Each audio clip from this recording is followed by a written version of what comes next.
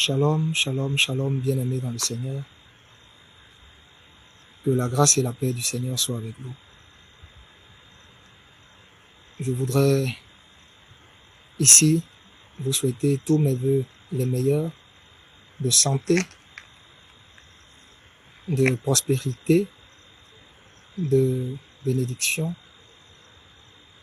de grâce abondante et de paix au nom de notre Seigneur Jésus-Christ.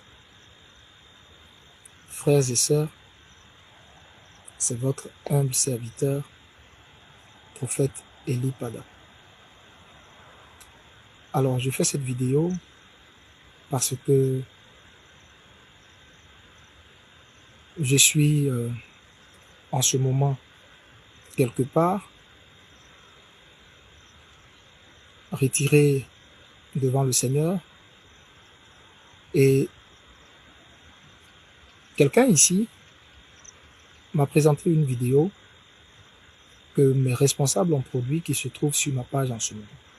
J'ai vu la vidéo et dans laquelle mon pasteur et mes collaborateurs faisaient une sortie. Ils étaient complètement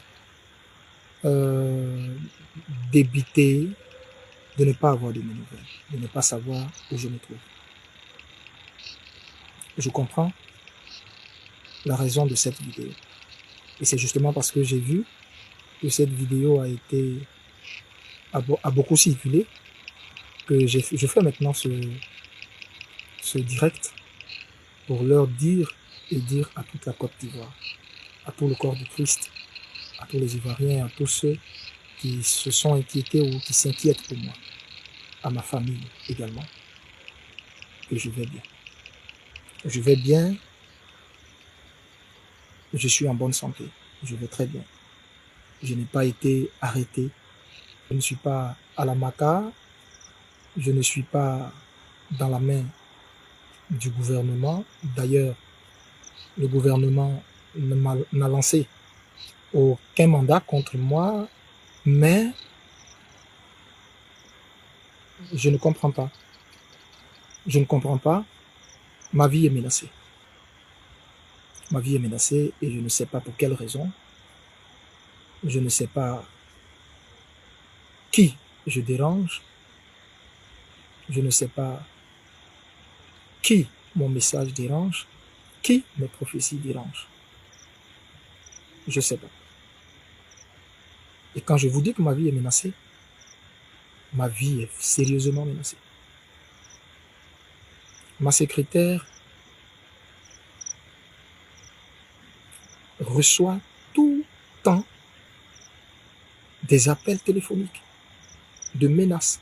À un moment donné, je ne sais pas par quel miracle, ils ont mon numéro personnel.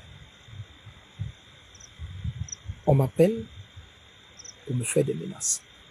Qui c'est au téléphone? Je ne sais pas. On rappelle sur les numéros ne passent pas. Bien-aimé, je suis prophète du Seigneur. Et vous savez, Jésus m'a enlevé très loin. Jésus m'a enlevé très très loin. Avant, j'étais de ceux qui avaient abandonné la main du Seigneur et croyaient que leur salut était dans le monde, dans le péché. Jésus m'a ramassé de la boue et il m'a accordé sa grâce. De là où Jésus m'a sorti, je lui dois tout. Je lui dois entièrement ma vie. Et il m'a dit, je t'ai sorti de là pour que tu puisses faire connaître ma voix aux nations. Je ne parle contre personne. Je ne prophétise contre personne. Je suis apolitique. On ne m'a jamais vu avec un homme politique. On ne m'a jamais vu avec une organisation politique. Jamais. Alors là, je me tiens loin de tout ça. Je ne veux même pas avoir d'affinité avec personne. À cause du mandat divin qui est sur ma vie, de la mission qu'il m'a confiée. La mission que je détiens de lui. qui est de rendre son message sans compromission. Donc, ce qui fait que je ne suis affilié à aucun parti. Alors, je suis ivoirien. C'est vrai, je suis prophète, mais je suis ivoirien. Je suis père de famille, je suis marié, j'ai des enfants. J'ai une communauté. Et je ne sais pas quels sont ceux qui font ces menaces. Pourquoi ces menaces? Pourquoi ma vie est menacée? Vous n'avez pas idée du nombre de fois où j'ai dû quitter ma maison précipitamment pour me retrouver ailleurs. Avec une femme, à l'époque, enceinte. Je dis bien avec une femme enceinte. Et aujourd'hui, ça continue et ça va en s'empirant. Et je ne sais pas. Je ne sais pas. Je ne sais pas. Je viens à la veillée du 31. Vous savez, j'aime le Seigneur éperdument et profondément. Comme je vous ai dit, Jésus, c'est toute ma vie. À cause de l'histoire que j'ai avec lui et à cause d'où il m'a sorti.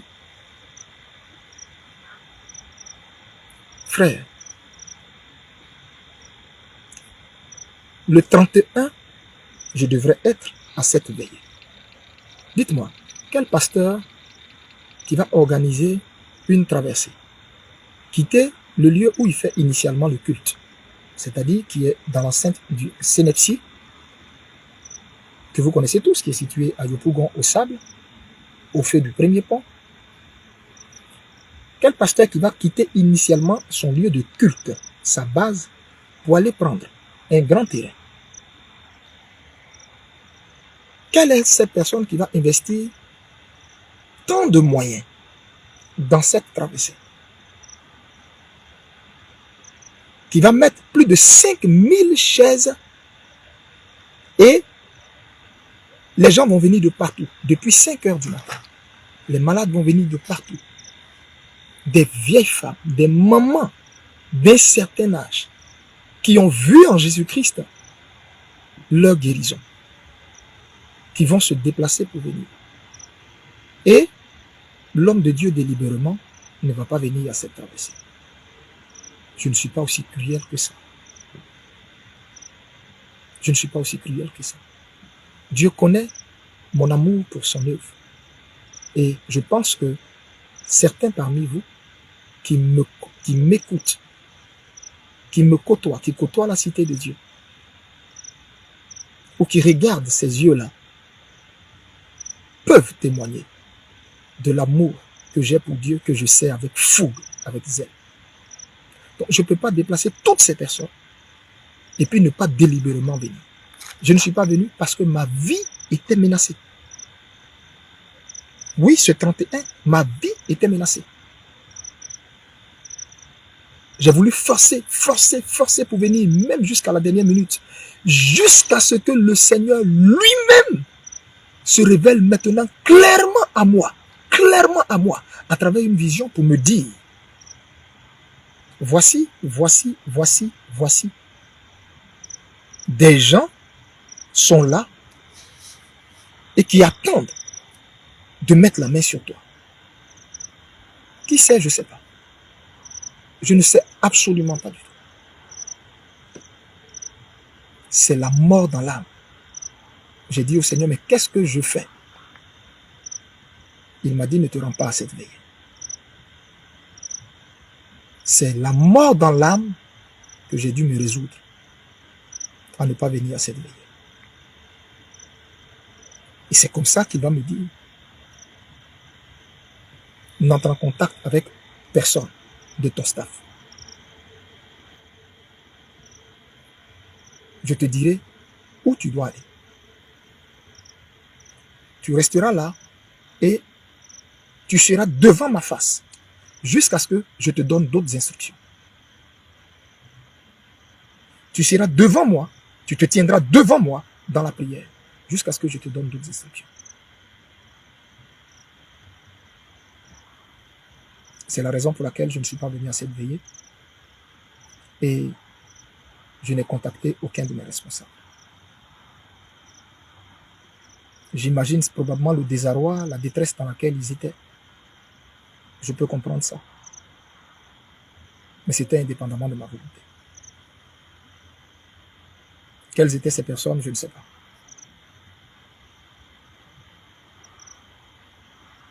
Je voudrais simplement vous dire, et je le répète encore, le gouvernement ne m'a pas jeté en prison. Non, pas du tout. Je ne suis dans aucun bâtiment de la MACA. Non, pas du tout. Le gouvernement n'a émis aucun mandat, aucune plainte contre moi. Non, pas du tout. Je tenais à rétablir ce fait-là. À dire que je n'ai pas reçu une plainte quelconque venant du gouvernement. Non. Mais, je répète, ma vie est en danger. Ma vie est en danger. Qui je dérange, je ne sais pas.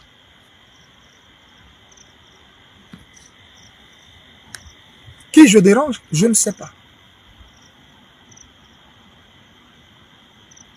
Je voudrais dire à mes pasteurs, mes collaborateurs, à l'église La Cité de Dieu, à tous les Ivoiriens, à toutes les Ivoiriennes, à tous les hommes de Dieu qui, par solidarité